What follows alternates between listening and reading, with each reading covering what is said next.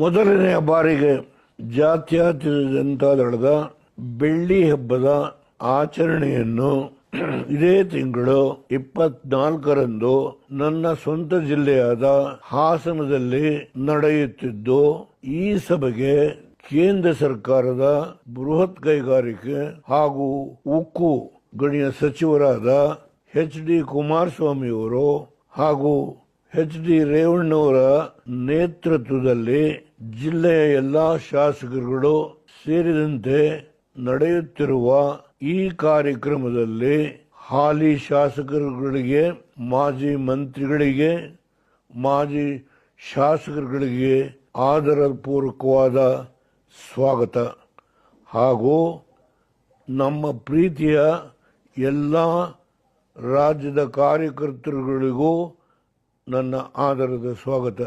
ಬನ್ನಿ, ನಾವೆಲ್ಲ ಒಗ್ಗಟ್ಟಾಗಿ ಈ ಪಕ್ಷದ ಬೆಳ್ಳಿ ಹಬ್ಬದ ಆಚರಣೆಯನ್ನು ಅತ್ಯಂತ ವಿಜೃಂಭಣೆಯಿಂದ ಆಚರಿಸೋಣ. ರಾಜ್ಯದ ಅಭಿವೃದ್ಧಿಗೆ ಕೈ ಜೋಡಿಸೋಣ. ಬನ್ನಿ, ನಿಮ್ಮೆಲ್ಲರಿಗೂ ಸ್ವಾಗತ. ಎಚ್.ಡಿ. ದೇವೇಗೌಡ.